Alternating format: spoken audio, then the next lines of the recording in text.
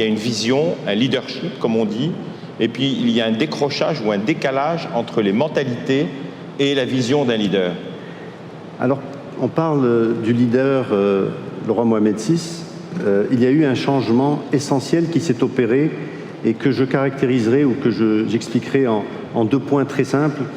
Il y a eu une volonté de transformer ce pays et puis une action qui a accompagné. Il y a eu un changement générationnel et ça a créé quelque chose d'assez particulier qui a enclenché un processus. Et les changements ont commencé à être naturels et moins choquants et moins de résistance au changement, je pense.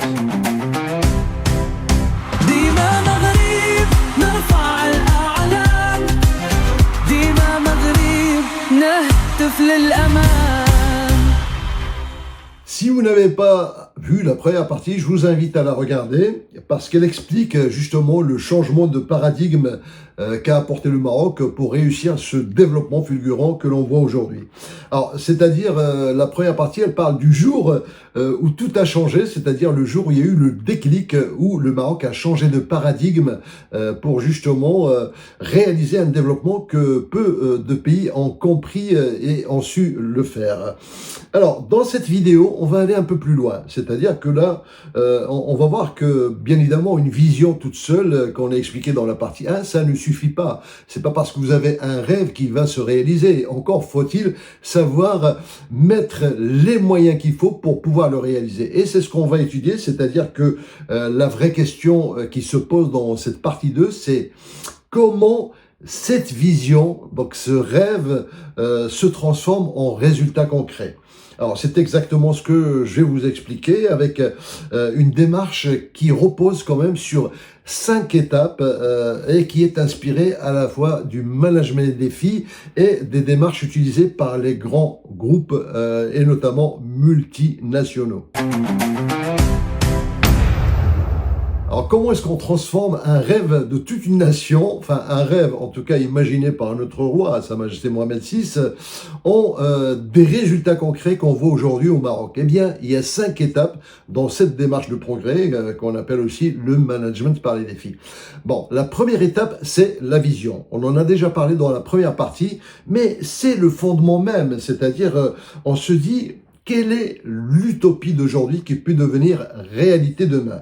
Et là, il faut savoir choisir la bonne échéance et le bon cap. Se donner assez de temps pour que le rêve soit grand. Si on se dit, effectivement, en 2010, on veut que le Maroc devienne une grande puissance en 2011, c'est une utopie qui ne pourra pas se réaliser, parce que là, on ne se donne pas le temps de le faire. Par contre, si on dit en 2010, on veut qu'en 2030, le Maroc soit une puissance mondiale, là, c'est possible. Pourquoi?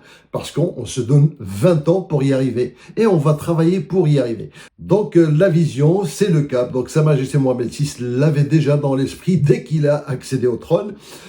Mais ça s'est transformé grâce à la mise en œuvre d'une méthode, et moi je pense que ce sont effectivement des gens comme Moulay Hafid Al-Alami qui ont apporté effectivement cette technicité qui permet de passer du rêve à la réalité. Alors ça, c'est la première étape de ce type de management. La deuxième, c'est le partage et l'appropriation. La deuxième phase, c'est le partage et l'appropriation. Parce que, effectivement, si vous avez un rêve, s'il n'est pas partagé par tous ceux qui vont le mettre en œuvre, vos actions sont vouées à l'échec. Parce que un rêve non partagé ou une vision non partagée est systématiquement vouée à l'échec. Imaginez, vous êtes patron de 50 employés ou 50 salariés, 50 ouvriers. Si vous avez un rêve, un cap, vous le définissez, vous le dites à vos employés, pas sûr qu'ils y mettent les tripes, ils vont travailler normalement, ils vont dire bon, c'est le patron qui veut ça, bon, on essaie de faire, etc. Donc, et du coup, vous allez courir tout seul pour réaliser effectivement votre rêve, et vous allez voir que c'est très compliqué tout seul, alors que vous avez 50 personnes qui peuvent vous aider à le faire. Par contre, si vous les prenez entre 4 yeux et que vous partagez avec eux ce rêve, et que vous faites en sorte que ce rêve ne soit plus que le vôtre, mais qu'il soit aussi leur rêve, qu'ils se disent ah oui, dans 10 ans, il faut qu'on devienne comme ça, et en même temps, on va tous partager les fruits de cette réalisation, eh bien là, vous aurez tout gagné. Pourquoi? Parce que vos forces vont être multipliées par les 50 employés. Et c'est pour ça qu'on a aussi un développement aussi fulgurant. Donc c'est ce qui explique le développement fulgurant du Maroc, c'est-à-dire que ce qu'on a réussi là maintenant en une dizaine d'années ou une quinzaine d'années, on aurait pu mettre 50, 60 ans, voire un siècle pour y arriver. Et pourquoi? Parce que on a réussi à motiver les troupes et on a réussi notre seconde phase qui consiste effectivement à partager la vision et s'arranger pour qu'elle soit appropriée. Ça passe par des séminaires, ça passe par des ateliers, des séances de sensibilisation, des journées de travail. Alors je ne sais pas si vous avez vu, donc juste avant la CAN, il y avait une réunion qui a été faite entre la Fédération royale marocaine de football et la CGM, c'est-à-dire le patronat marocain. Pourquoi? Eh bien c'était une journée de sensibilisation pour qu'ils s'approprient ce rêve d'organiser une CAN et qu'elle soit réussie. Et donc s'ils n'avaient pas fait ça, ça aurait peut-être posé des problèmes parce que là, les patrons de tous les secteurs d'activité du Maroc, effectivement, c'est devenu leur rêve et ils ont fait en sorte que leurs employés aussi s'approprient le même rêve que tout le monde mette la main dans la pâte. Et c'est ce qui a permis effectivement de voir cette réussite parce que tout le monde était impliqué, y compris le peuple marocain. Donc on l'a vu sur les réseaux sociaux, tout le monde, il y avait le Hamas, c'est-à-dire il y avait effectivement l'enthousiasme. Voilà, je cherchais le mot, l'enthousiasme. Tout le monde était enthousiaste à l'idée d'organiser cette CAN. Et pourquoi? Parce que on a réussi la phase 2 d'appropriation. Le souci qu'il faut savoir, c'est comment on est dans des projets à l'horizon 10 ans, voire 20 ans, des fois 30 ans, il faut maintenir la flamme. Et ce qui est compliqué aussi, c'est que motiver les troupes et tous les ans. Donc c'est pour ça qu'il y a des jalons, et le jalon effectivement de la CAN, c'est un des jalons. C'est-à-dire qu'on a des résultats concrets à atteindre avec des dates bien définies. Et ça me fait penser, par exemple, il y a un groupe bancaire financier que j'ai accompagné personnellement donc, dans leur démarche de progrès. Ils avaient en 2015 défini un projet d'entreprise à l'horizon 2020. Et 2016, ils nous ont contactés avec mon agence et pour nous dire il faut nous aider parce que on a démarré un projet d'entreprise en 2015. Tout le monde était tout feu, tout flamme pendant toute l'année 2015, même 2016. Et 2017, il n'y a plus personne qui bouge. Donc, on a besoin de communiquer en interne pour que les gens se bougent. Et on s'est rendu compte que c'est pas un problème de communication, c'était un problème de cap. Parce que ce groupement bancaire, en fait, c'est un groupe bancaire qui est très connu en France, je ne peux pas citer le nom. Ce groupement bancaire, en fait, voulait en 2020, il se disait qu'il faut qu'on devienne la plus grande banque, la première banque mobile, c'est-à-dire avec une application mobile où les gens peuvent tout faire à partir de leur smartphone. Alors effectivement, tout le monde a trouvé ce rêve génial, tout le monde s'est battu pour le réaliser, sauf qu'en 2017, il n'y a plus personne qui bouge. Et pourquoi? Parce que les applications mobiles, toutes les banques les avaient. Ça n'était plus un rêve, c'est devenu une banalité. Et c'est pour ça qu'il faut bien choisir le rêve qui peut être assez puissant pour maintenir la flamme tout au long des années. Alors, autre élément très important aussi dans cette appropriation, c'est que pour bien comprendre ce management par les défis, il faut savoir, par exemple, avant, dans les plans quinquennaux, on définissait un cap. C'est comme si on disait à tout le monde, les gars, il faut courir. Oui, tout le monde va courir, mais pas sûr qu'on se retrouve quelque part à un moment donné. Par contre, le management par les défis, on dit à tout le monde, bien écoutez les gars, on va tous courir et dans un an, il faut qu'on se retrouve à tel cap, il faut qu'on se retrouve à tel endroit. Eh bien, il y a de fortes chances que tout le monde se retrouve à cet endroit-là.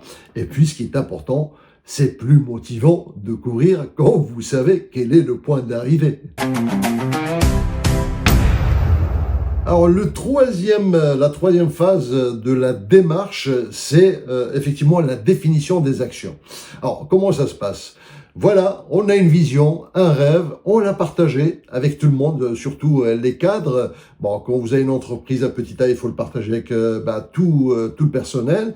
Et puis même dans les grandes multinationales, donc les chefs les partagent avec leurs employés. Donc chaque chef de service partage cette vision avec ses employés, organise des journées de sensibilisation, parce que le but, il faut que tout le monde y croit, que tout le monde s'y mette. Mais comment faire? Et c'est là où il y a toute l'astuce de développement. C'est-à-dire que donc cette troisième phase, c'est la définition des actions. Alors, qu'est-ce qu'on dit? On dit à tout le monde, bon, est-ce que vous êtes d'accord sur ce rêve? Oui, on est d'accord, c'est magnifique, on a envie d'y arriver. Très bien. Eh ben maintenant, vous allez tous nous dire et réfléchir qu'est-ce qu'il faut faire pour y arriver. Donc, vous allez nous faire des suggestions. Que faut-il faire pour y arriver? Et du coup, c'est là on lance des ateliers, c'est des mini-groupes, des petits groupes, c'est des séances, des ateliers peut-être d'une journée, des fois 3 jours, des séminaires à l'extérieur, où tout le monde va commencer à donner, des idées vont fuser, donc c'est des séances de créativité, et c'est là où vous voyez effectivement des animateurs. Alors, il faut des animateurs externes, avec des post-it sur des murs, etc. Bon, nous, à notre échelle, donc au niveau de l'agence Kayak, parce que c'est une entreprise avec 10 salariés, donc on n'était pas nombreux, donc on a réussi quand même à mettre en œuvre aussi un projet d'entreprise qui nous a permis effectivement de développer l'agence. Et en une séance effectivement d'atelier, on a eu 68 idées, alors qu'on est une dizaine, plus de 68 idées qui tiennent toute la route, donc des idées magnifiques. Le problème, c'est que on peut pas réaliser 68 projets, c'est impossible, c'est quasiment impossible, il faut avoir d'abord les moyens, recruter, etc. Donc c'est pas possible. Alors qu'est-ce qui se passe? On fait effectivement une sélection et une priorisation des actions les plus pertinentes et celles qu'on peut faire. Et c'est ce qui permet de définir un plan d'action. Donc vous voyez, donc l'étape 3, c'est la définition des actions et en fait d'un plan d'action opérationnel, quelle action on va mener à quelle échéance. Et ça nous amène à la phase 4 qui est celle de l'affectation des projets. L'affectation des projets est aussi importante, cette phase. Voilà, on a notre rêve, tout le monde l'a partagé, et puis tout le monde a émis des idées. Alors, ce qui va se passer, c'est qu'on va dire dans ces séances, qui a envie de développer tel projet? Ah, moi. Donc, puis voilà, on voit tous ceux qui ont envie de prendre en main un projet, ils deviennent des chefs de projet. Donc nous, on était 10, on avait pris 10 projets pour l'année. Eh bien, chacun a pris un projet et devenait chef de projet. Et là, on va parler d'une organisation matricielle, notamment, qui est très intéressante pour les petites structures, par exemple.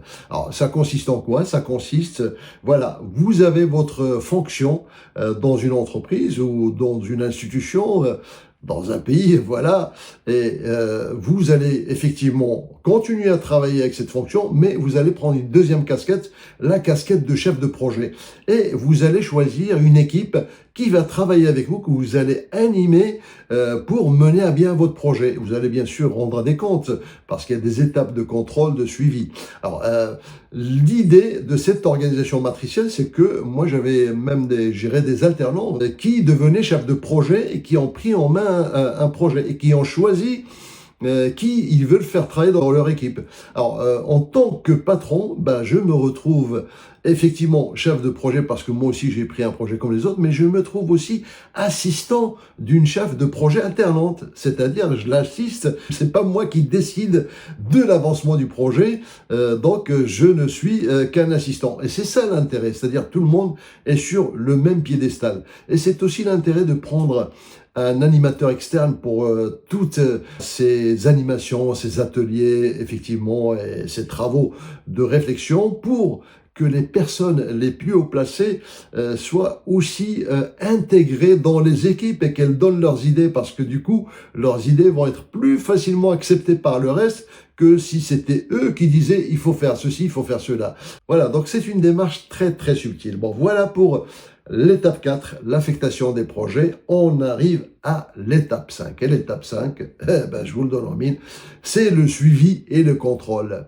À partir du moment où vous déléguez, il faut contrôler. Sinon, tout ce dont vous avez rêvé va partir en vrille. Les personnes vont effectivement travailler les premières semaines, les premiers mois, puis après, si vous les contrôlez pas, ils vont passer à autre chose. Donc, le suivi, le contrôle est très très important.